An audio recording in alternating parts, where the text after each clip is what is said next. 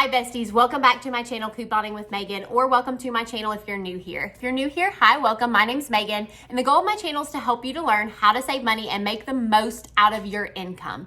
So I do that by teaching you mainly how to coupon, but in this video, it's gonna be just a little bit different. I was asked to go over how I budget for life and for couponing in general. So that's what this video is gonna be all about. So if you're interested, please stay tuned. This is something new that I implemented for myself this year. I grabbed a budget planner, and I highly recommend that you grab one too. I will leave one linked in the description box to Amazon. It has a place for you to put your financial goals. Another thing I highly recommend that you sit down and do. Has a monthly input calendar that you can write down when your bills come out. And then my absolute favorite part, if I can get the page to turn, is it has an expense tracker, and it has monthly goals there as well.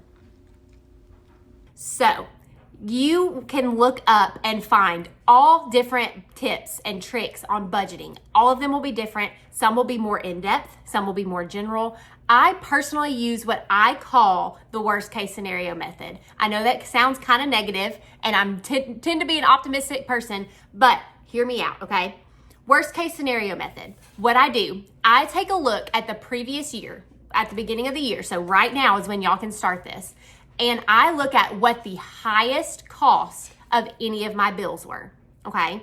Because if we're gonna be prepared to pay, we need to be prepared to pay what the most likely, or the highest amount, I should say, is. So this mainly applies to things like water and electric, because I know most of the times mortgage, rent, things like that don't change, but groceries it can also apply to as well, okay? So I find the highest cost of what a bill was, and that's what I write down to budget for. So let's just say electric. My highest bill was $400. I'm gonna budget for electricity to be $400. Water, let's say the highest bill was $150. I'm gonna budget for water to be $150. I'm making these numbers up, okay?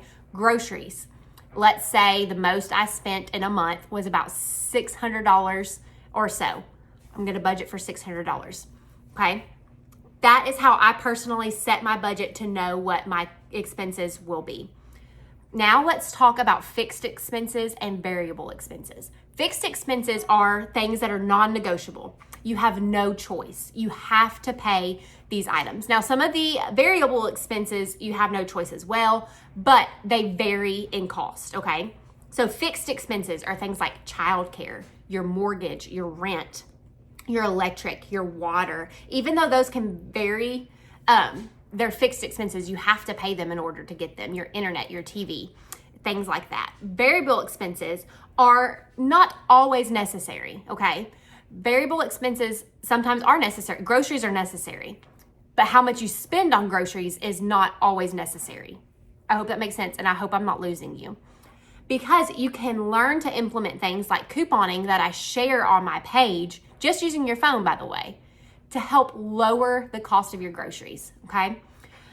Things also like eating out, things like personal care items, your gas, that's gonna vary per month. Netflix, you don't have to have Netflix, it's a variable expense. Travel, vacations, which your vacations could also be taken into consideration as a savings portion rather than a variable expense, because you don't have to take vacations, but some people save to take vacations. Another type of budgeting system is the cash envelope system. I personally don't implement this because I live in a small town. I'd have to drive 20 minutes to get to my bank. But you could do the cash envelope system where you set these set amounts and you get that amount out in cash and you keep them in envelopes. And once you spend that, it's gone. And when you have the extra, you put the extra over into savings. It's another great way to budget, but it's not personally what works for me. Okay. The reason those expenses are called variable expenses is because typically if you are having to look at lowering your cost of living, typically what's going to be decreased or changed is the numbers that are in your variable expense category, okay? So if you're struggling and you need to ways to find more money in your budget, you can do that by decreasing your spending. Obvious, right?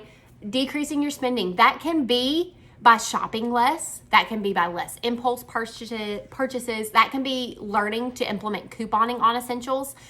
Y'all, you don't understand how much you're paying for personal care items and items like that. But couponing can change your life and your income and your expenses, okay? I'm a firm believer in that. Anybody can do it. You don't have to be poor to do it. Anybody can do it. So you can do that by couponing for your things like shampoo, body wash, things like that, laundry detergent. You don't understand how much those things add up. And if you're able to save 50% on those things, you will free up quite a bit of money. Another way is side gigs, asking for a raise at work, and then decreasing your variable expenses. When it comes time for me to sit down and fill out my budget planner, this is how I do it. If a bill came out and it's only once a month bill, I put what I budgeted for it, the actual, and then what the difference was. Because that difference needs to be accounted for in my budget. I should see that in my bank account.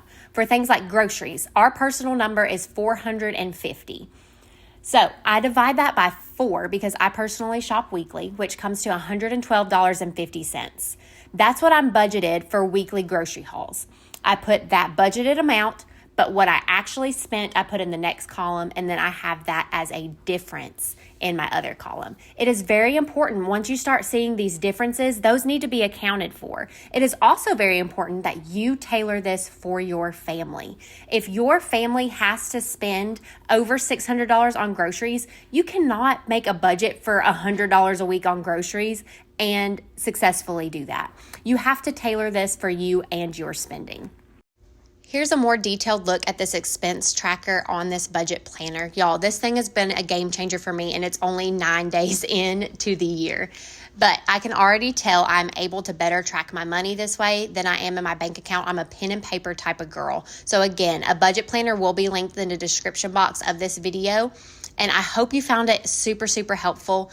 And I hope this helps you save money and live better and less stressed in the new year.